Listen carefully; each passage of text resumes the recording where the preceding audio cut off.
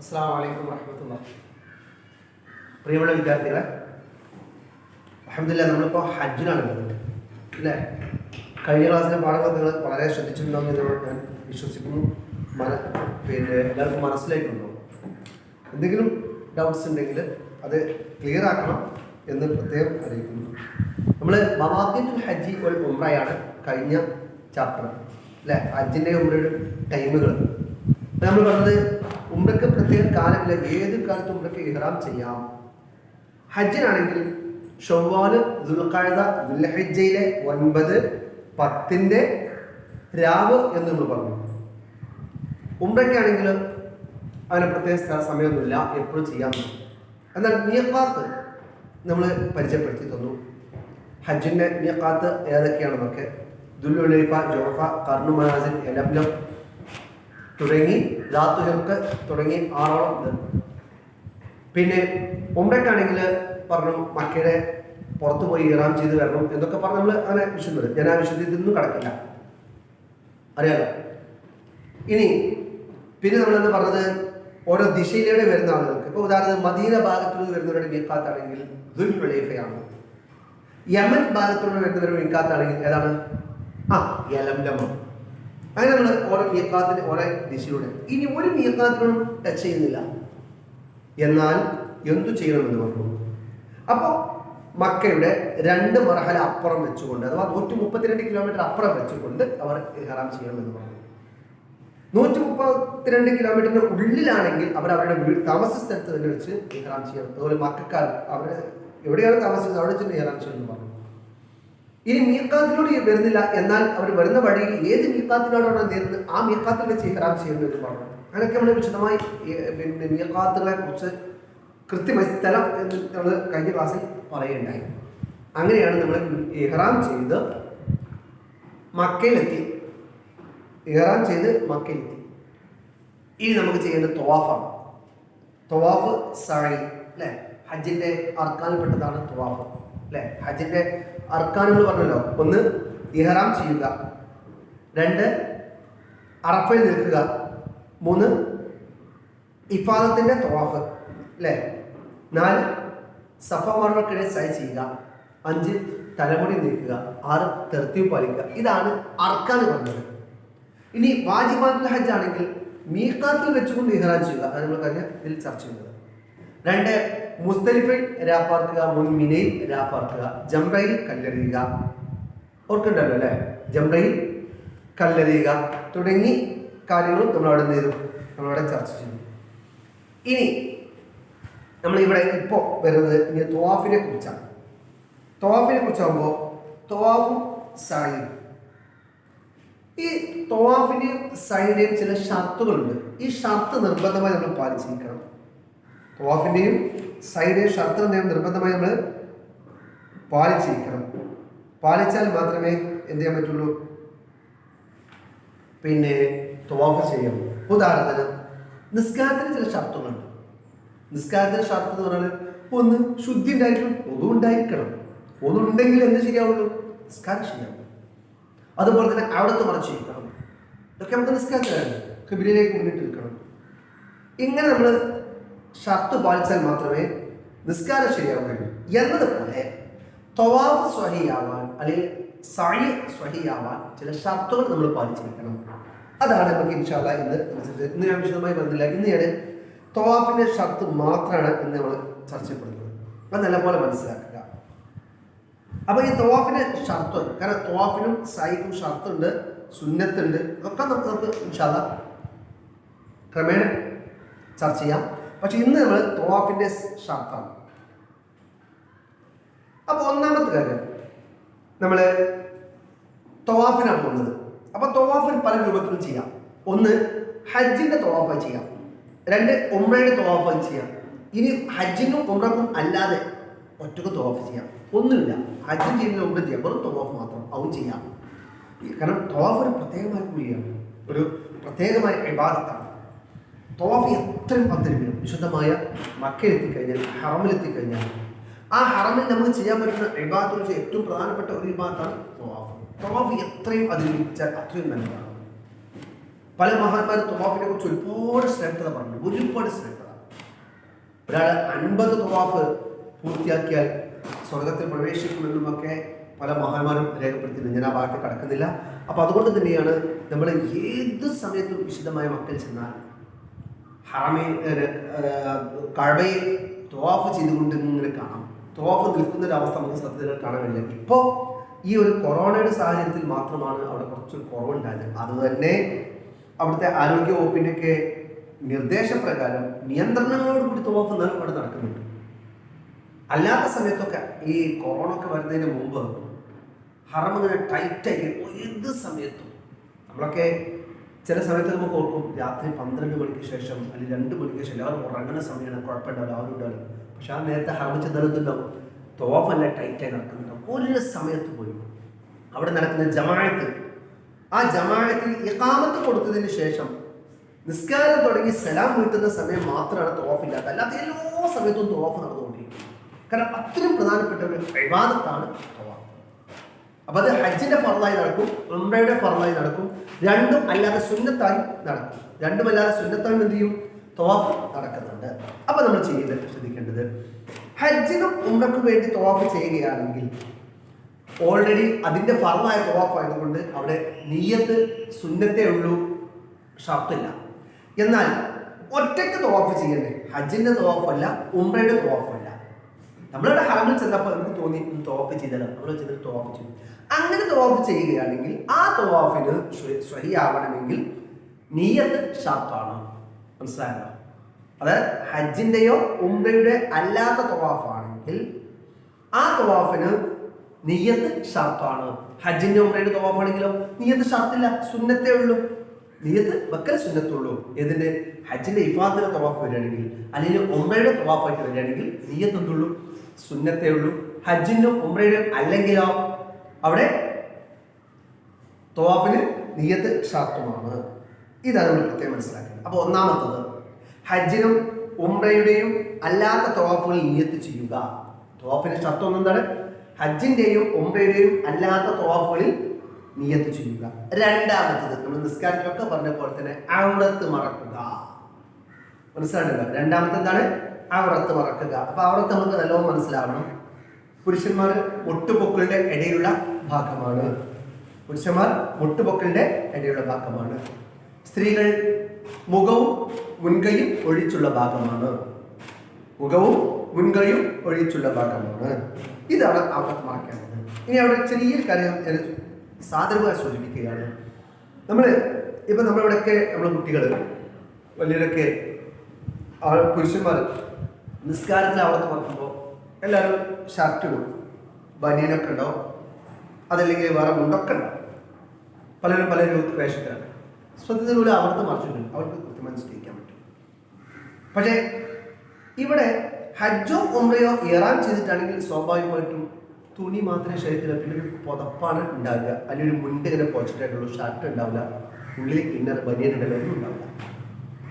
മനസ്സിലായി? അപ്പൊ ഈ സമയത്ത് നമ്മൾ സാധാരണ പാൻസ് മാത്രം ഇട്ട് പരിശീലിച്ച ഒരാള് അവൻ തുണി എടുക്കുകയാണെങ്കിൽ സ്വാഭാവികം പൊക്കിൾ എന്ന് പറയുന്ന അതിന്റെ താഴ്ഭാഗത്തേക്ക് ചിലർ തുണി എത്തിയിട്ടുണ്ടാകാം. അങ്ങനെ വരുമ്പോൾ മേൽ മുണ്ടും ധരിച്ചിട്ടുണ്ടെങ്കിൽ ഔറത്തിന് താഴെയാണ് വസ്ത്രം ഉള്ളത്. അപ്പൊ എന്താവും? തവാഫ് സ്വഹിയാവാതെ. നല്ലോ ശ്രദ്ധിക്കണം. അപ്പോൾ ആദ്യമേ പൊക്കിളിന്റെ മുകളിലേക്ക് തുണിയെടുത്ത് ശീലിക്കണം. മാത്രമല്ല പൊക്കിളുമായി ചുറ്റുഭാഗത്തും മറിയണം. പൊക്കിൾ മാത്രം മറിഞ്ഞിട്ട് താഴ്ഭാഗത്ത് വരാൻ പറ്റില്ല. അതുപോലെ തന്നെ നേരത്തെ പറഞ്ഞ പോലെ ഹജ്ജോ ഉംറയോ ചെയ്യുമ്പോൾ ഫർദായ തവാഫ് ആയതുകൊണ്ട് ആ തവാഫിൽ ഷർട്ട്, ഞാൻ നേരത്തെ പോലെ ഷർട്ട് ധരിച്ചിട്ടുണ്ടാവില്ല, ഉള്ളിൽ ഇന്നലെ ബനിയൻ ഇട്ടിട്ടുണ്ടാവില്ല, മറ്റൊന്നും ഉണ്ടാവില്ല, ഒരു മുണ്ട് മാത്രമേ ഉണ്ടാവുകയുള്ളൂ. ഈ സമയത്ത് നമ്മുടെ പിൻഭാഗത്തിലൂടെ, നമ്മുടെ മുതുകിന്റെ താഴ്ഭാഗത്തിലൂടെ ഒരു ചെറിയ ചാല് ഇങ്ങനെ പോകുന്നുണ്ട്. ഈ ചാലിന്റെ ഉള്ളിലൂടെ മുകൾ ഭാഗത്തിലൂടെ ഔറത്തിലേക്ക് നോക്കിയാൽ ഔറത്തെ കാണുമെങ്കിൽ സ്വാഭാവികമായിട്ടും അവിടെ ഷർത്തിന് ഭംഗം വന്നു, സ്വഹിയാവാതെ. അപ്പൊ അത് പ്രത്യേകം ശ്രദ്ധിക്കണം. അതൊക്കെ നല്ല നോക്കി തന്നെ ഔറത്ത് മാറ്റണം. അപ്പൊ ഔറത്ത് എന്താണെന്ന് കൃത്യമായി മനസ്സിലാക്കി ഔറത്തിന്റെ എല്ലാ ഭാഗവും മറച്ചിട്ടും അങ്ങനെ തവാഫ് ചെയ്താൽ തവാഫ് സ്വഹിയാവുകയുള്ളൂ. അപ്പൊ ഒന്നാമത്തേത് എന്ന് പറഞ്ഞാൽ ഹജ്ജിന്റെയും ഉംറയുടെയും അല്ലാത്ത തവാഫുകൾ നിയ്യത്ത് ചെയ്യുക. രണ്ടാമത്തത് ഔറത്ത് മറക്കുക. ഇനി മൂന്നാമത്തെ അശുദ്ധികളിൽ നിന്നും നജസ്സുകളിൽ നിന്നും ശുദ്ധിയാവുക. അശുദ്ധി എന്ന് പറയാൻ കഴിയാലോ, നജസ് എന്ന് പറഞ്ഞാൽ നമ്മൾ നിസ്കാരത്തിൽ പഠിച്ചതാണ്, ഞാൻ ആവശ്യത്തിനുമില്ല. അപ്പൊ ശുദ്ധിയാകുക എന്ന് പറയുമ്പോൾ ഒന്നും ഉണ്ടായിരിക്കണം. നിസ്കാരത്തിൽ പഠിച്ചതാണ് ഇതൊക്കെ. അശുദ്ധിയിൽ നിന്ന് ശുദ്ധിയാകുക എന്നുള്ളത്, നജസിൽ നിന്ന് ശുദ്ധിയാകുന്നത്. അപ്പൊ ഒന്നും ഉണ്ടായിരിക്കണം. അതേപോലെ തന്നെ അവന്റെ വസ്ത്രത്തിന് അവന്റെ ശരീരത്തിനോ നജസ് ഒന്നും ഉണ്ടാകാൻ പാടില്ല. നജസ് ഏതൊക്കെയാണെന്ന് ഞാൻ ഇപ്പോൾ വിശദീകരിക്കുന്നില്ല, അതൊക്കെ നമ്മൾ താഴെ ക്ലാസ് പല ടൈമും പഠിച്ചതാണ്. രക്തം, ചലം, ഛർദ്ദിച്ച ഒരുപാടൊന്നും കൊടുത്ത് ഞാൻ ആ ഭാഗത്ത് കണക്കില്ല, അത് നല്ല മനസ്സിലാക്കുക. ഇതൊന്നും തവാഫിന് പോകുന്ന സമയത്ത് എന്ത് ചെയ്യാൻ പാടില്ല, അവന്റെ വസ്ത്രത്തിലുണ്ടാകാൻ പാടില്ല, ശരീരത്തിലുണ്ടാകാൻ പാടില്ല. അപ്പൊ പൂർണ്ണ ഒന്നും ഉണ്ടാവണം. ഒന്നുമില്ല തവാഫ് ചെയ്താൽ തവാഫ് ഒരിക്കലും സ്വഹിയാകുന്നില്ല. അപ്പൊ തവാഫ് ചെയ്യുന്ന ഇടയിലും കൂടെ ഇങ്ങനെ ഒരാൾക്ക് ഒന്നും മുറിഞ്ഞാൽ അവിടെ നിർത്തി ഒതുണ്ടാക്കി തവാഫിനെ പൂർത്തിയാക്കണം. അതാണ് മസ്അല. കാരണം ഒന്നും മുറിയാൻ പാടില്ല. അപ്പോൾ ഒന്നുകൂടി പറഞ്ഞുതരാം. ഹജ്ജിന്റെയും ഉംറയുടെയും അല്ലാത്ത തവാഫിന് നിയ്യത്ത് ചെയ്യുക. 2 അവിടത്തെ മറക്കുക. 3 അശുദ്ധികളിൽ നിന്നും നജസിൽ നിന്നും ശുദ്ധിയാവുക. ഈ കാര്യം പ്രത്യേകം ശ്രദ്ധിക്കണം. അപ്പൊ ഇനി തുണിയാണ് എടുത്തിട്ടുള്ളത്. ഫാൻസ് എടുത്ത് ശീലിച്ച ഒരാൾക്ക് തുണി എടുത്ത് ചിലപ്പോൾ ശീലണ്ടായിക്കൊള്ളില്ല. ഈ സമയത്ത് കാറ്റ് പാലിട്ടോ മറ്റൊക്കെ നമ്മളെ തുണി പൊന്തി അവിടെ തുടങ്ങി നമ്മൾ ശ്രദ്ധിക്കണം. ആ ഭാഗം വളരെ ശ്രദ്ധിച്ചിരിക്കണം. പിന്നെ അപ്പോ അവിടുത്തെ കാറ്റിനെ ആ വെളിവായിക്കൊണ്ട് തന്നെ തോവ ചെയ്ത് അവിടെ പരിഹരിക്കണം. അവിടെ നിന്നിട്ട് വേഗം തുണി പിടിച്ചു നിന്നിട്ട് അവിടെ പരിഹരിച്ചിട്ട് തോവ പൂർത്തിയാക്കണം. നേരെ മറിച്ച് ആ കാറ്റിന് പാറിയ അതേ അവസ്ഥ തന്നെ ഇങ്ങനെ തോവ ചെയ്ത് കാലിന്റെ മുട്ടിന്റെ മുകളിലേക്ക് അവന്റെ അവിടത്തെ കാണുകയാണെങ്കിൽ ഒരിക്കലും എന്തെയില്ല, അവന്റെ തോവ സ്വഹിയാവുകയില്ല. കാരണം ഷർത്ത് ഇല്ലാതെയായി എന്നതാണ്. അപ്പൊ അത് പ്രത്യേകം ശ്രദ്ധിക്കേണ്ടതുണ്ട്. എന്നാൽ നാലാമത്തെ ഷർത്ത് പറഞ്ഞത് ഹജറുൽ അസ്വദ് കൊണ്ട് തുടങ്ങണം. തവാഫ് തുടങ്ങേണ്ട ഹജറുൽ അസ്വദ് കൊണ്ട് അല്ലെ. എല്ലാവരും ചുംബിക്കാൻ പോകുന്നൊരു മൂലണ്ടത് അല്ലെ, ഒരു വെള്ളിയുടെ ഒരു ഇതിൻ്റെ ഉള്ളിൽ ഒരു കറുത്ത കല്ല് സ്വർഗത്തിൽ നിന്ന് കൊണ്ടുവന്ന കല്ലാണ്. അപ്പൊ ആ കല്ല് അതാണ് നമ്മൾ തവാഫ് തുടങ്ങേണ്ട എൻഡ്. അവിടുന്നാണ് തുടങ്ങേണ്ടത്. സ്റ്റാർട്ടിങ് പോയിന്റ് ആണ്. അവിടെ എത്തി തിരിച്ച് അതേ സ്റ്റാർട്ടിങ്ങിലേക്ക് എത്തുമ്പോൾ ഒരു തവാഫ്, ഒരു തൗഫത്തായി. അങ്ങനെ 7 വട്ടം ചുറ്റുമ്പോഴാണ് ഒരു തവാഫ്. ഒരൊറ്റ വട്ടം ചുറ്റിന് ഒരു തൗഫത്ത് എന്നാണ് പറയാം. ഇങ്ങനെ 7 വട്ടം ചുറ്റിയാൽ ഒരു തവാഫ്. നല്ല മനസ്സിലാക്കണം. അപ്പോൾ നമ്മൾ ഹജറുൽ അസ്വദ് കൊണ്ട് തുടങ്ങണം. അതാണ് 4ാമത്തെ ഷർത്ത്. ഒന്നുകൂടി സൂചിപ്പിക്കാം. 1 ഹജ്ജിന്റെയും ഉംറയുടെയും അല്ലാത്ത തവാഫിനെ നിയത്ത് ചെയ്യുക. 2 അവിടത്ത് മറക്കുക. 3 അശുദ്ധികളിൽ നിന്നും നജസിൽ നിന്നും ശുദ്ധിയാവുക. 4 ഹജറുൽ അസ്വദ് കൊണ്ട് തുടങ്ങുക. 4ാമത്തെ എന്താണ്? ഹജറുൽ അസ്വദ് കൊണ്ട് തുടങ്ങണം. ഇനി 5ാമത്തത് കഅബയെ ഇടത് ഭാഗത്താക്കി. അതായത് എൻ്റെ ഇടത് ഭാഗത്ത് ഈ ഭാഗത്താണ്. അപ്പൊ ഇത് ഞാൻ നിൽക്കുന്നത് കഅബയാണെങ്കിൽ ഞാൻ ഇങ്ങനെ നിന്നാണ് തവാഫ് ചെയ്യുന്നത്. അപ്പൊ ഈ ഭാഗത്ത് ഇങ്ങനെ ചുറ്റണം. കാരണം എൻ്റെ ഇടത് ഭാഗത്ത് എന്തായിരിക്കണം? കഅബയായിരിക്കണം. വലത് ഭാഗത്തിൽ തിരിച്ചല്ല, ഇങ്ങനെയല്ല പോകേണ്ടത്. അപ്പൊ എൻ്റെ വലത് ഭാഗത്താണ് കഅബ. അത് ശരിയല്ല. നേരെ തിരിച്ചു വരണം. എൻ്റെ തവാഫ് ചെയ്യുന്നവന്റെ ഇടത് ഭാഗത്ത് എന്താണ്? ഫുൾ ടൈം കഅബ ഉണ്ടായിരിക്കണം. അപ്പൊ ഇവ ഇങ്ങനെ ചുറ്റുമ്പോൾ കഅബ ഏത് ഭാഗത്താ? ഇടത് ഭാഗത്ത്. കഅബയെ ഇടത് ഭാഗത്തായിരിക്കണം. ഇതാണ് 5ാമത്തെ ഷർത്ത്. 5ാമത്തെ ഷർത്ത്. 6ാമത്തെ ഷർത്ത് തവാഫ് 7 പ്രാവശ്യമായിരിക്കൽ. തവാഫ് എത്ര പ്രാവശ്യം വേണം? 7 പ്രാവശ്യം. നേരത്തെ സൂചിപ്പിച്ചു. ഒരൊറ്റ വട്ടം ചുറ്റിയാൽ അത് തവാഫ് ആവില്ല, അതൊരു തൗഫത്തേ ആവുള്ളൂ. 7 വട്ടം ചുറ്റുമ്പോഴാണ് ഒരു തവാഫ് ആകുന്നത്. അതാണ് തവാഫ് എന്തായിരിക്കണം? 7 പ്രാവശ്യമായിരിക്കണം. 7ാമത്തേത് തവാഫ് പള്ളിയിലും കഅബയ്ക്ക് പുറത്തുമായിരിക്കണം. പള്ളിയിലും കഅബയ്ക്ക് പുറത്തും. മനസ്സിലായില്ല? പറയാം. ഈ കഅബ എന്ന് പറയുന്നത് ഞാനിപ്പോൾ ചെറിയൊരു ഇങ്ങനെ ഒരു പിന്നെ ഒരു ചതുരത്തിലുള്ള ഒരു സ്തൂപമാണ് കഅബ. അറിയാലോ, നമ്മള് പിക്ചറിലൊക്കെ കണ്ടിട്ടുണ്ട്.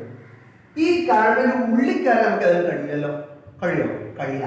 കാരണം കഅബ പോലെ മുതൽ അത് വളരെ പ്രധാനപ്പെട്ട വർഷത്തിൽ 2 പ്രാവശ്യം തുറക്കുകയും ആളുകൾ എന്നോട് സുന്നതസ്കരിക്കുകയും ചെയ്യും. അപ്പൊ അതിൻ്റെ ഉള്ളിൽ എന്തായാലും തോപ്പ് ചെയ്യാൻ പറ്റില്ല.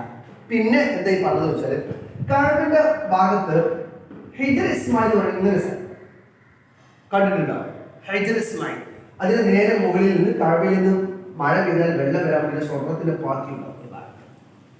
അപ്പൊ ഈ ഹിജർ ഇസ്മായിൽ എന്ന് പറഞ്ഞ സ്ഥലം ഇതിലൂടെ എൻട്രൻസ് ഉണ്ട്. അപ്പൊ ഇതിലൂടെ ആളുകൾ കടന്നിട്ട് ഇവിടെ തിക്കിത്തരി നിസ്കരിക്കണം. പക്ഷെ ഇത് കഅബയുടെ ഉൾഭാഗമാണ്. ഇത് കഅബയുടെ ഉൾഭാഗമാണ്. ഇത് വലിയ ചരിത്രമാണ്. ആ ചരിത്രം ഇൻഷാല്ലാഹ് ഇപ്പൊ പറയാൻ സമയമില്ല. പക്ഷെ ഇത് കഅബയുടെ ഉൾഭാഗമായതുകൊണ്ട് ഒരാൾ തവാഫ് തുടങ്ങി ഹജറുൽ അസ്വദ് ഈ ഭാഗത്ത് ഇവിടെ നിന്ന് തുടങ്ങിയിട്ട് ആള് സമയം കിട്ടാൻ വേണ്ടി ഇതിൽ ഇങ്ങനെ ചാടി ഇങ്ങനെ കടന്ന് ഇങ്ങനെ വന്നു. പക്ഷെ ഇവിടെ ഈ എൻട്രൻസ് ഉണ്ടായതുകൊണ്ട് ഇത് കഅബയുടെ ഉൾഭാഗമായി. അപ്പൊ തവാഫ് ശരിയല്ല. അപ്പൊ എന്ത് ചെയ്യണം? ഇവിടെ ഇങ്ങനെ തന്നെ പോകണം. ഈ പോക്ക് ഇങ്ങനെ പോകണം, ഇങ്ങനെ വരണം എന്നർത്ഥം.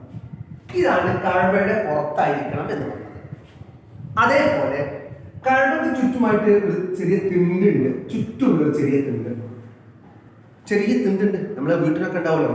പിന്നെ ഫസ്റ്റ് പൂമുഖത്തുനിന്ന് അതല്ലെങ്കിൽ നമ്മളെ സിറ്റ് ഔട്ടിൽ നിന്ന് പുറത്തേക്ക് ഇറങ്ങുമ്പോൾ അവിടെ സ്റ്റെപ്പ് നല്ലൊരു തിണ്ടുണ്ടാവും. ഇതുപോലെ തിണ്ട് കഅബയ്ക്ക് ചുറ്റും.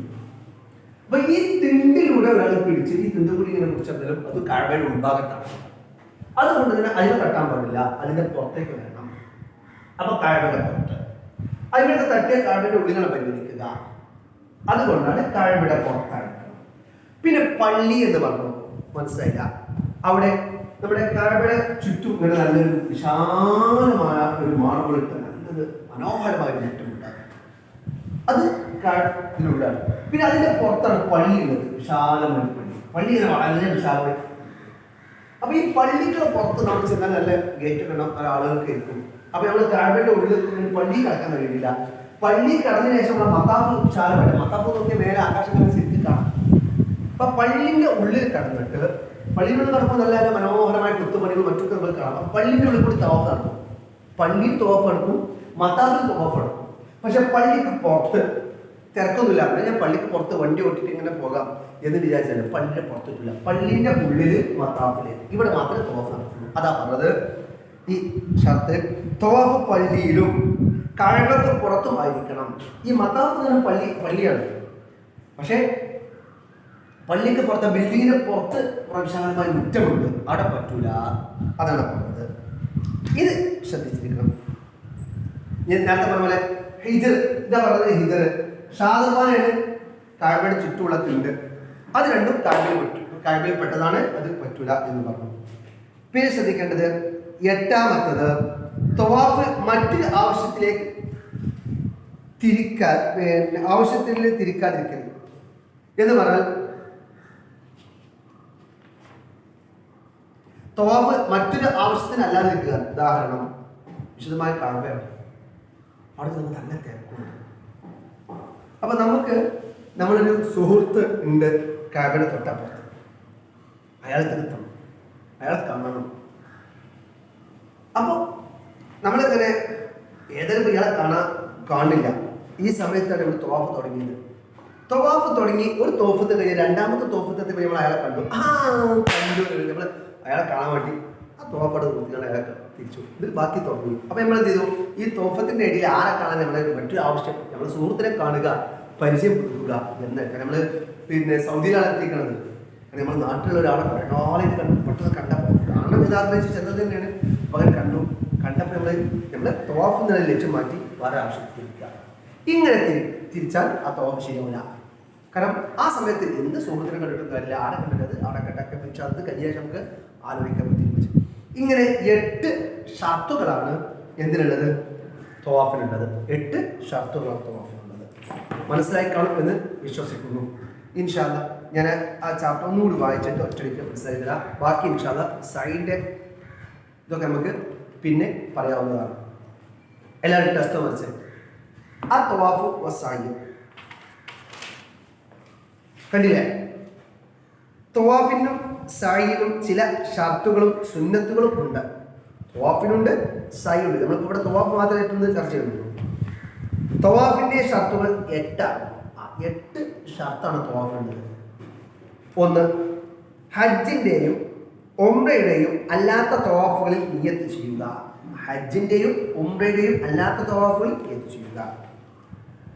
അവ രണ്ടിൻ്റെയും തവാഫിൽ നിയ്യത്ത് സുന്നത്താണ്. ഏത് രണ്ടിൻ്റെയും? ഹജ്ജിൻ്റെയും ഉംറയുടെയും തവാഫ് ചെയ്യുമ്പോൾ നിയ്യത്ത് ചെയ്യല സുന്നത്താണ്. 2ാമത്തെ ഷർത്ത് ഔറത്ത് മടക്കുക. 3ാമത്തെ ഷർത്ത് അശുദ്ധികളിൽ നിന്നും നജസുകളിൽ നിന്നും ശുദ്ധിയായിരിക്കൽ. തവാഫിന് ഇടയിൽ അശുദ്ധി ഉണ്ടാവുകയോ അവിടത്തെ വെളിവാവുകയോ ചെയ്താൽ അവ പരിഹരിച്ച ശേഷം തവാഫ് പൂർത്തിയാക്കണം.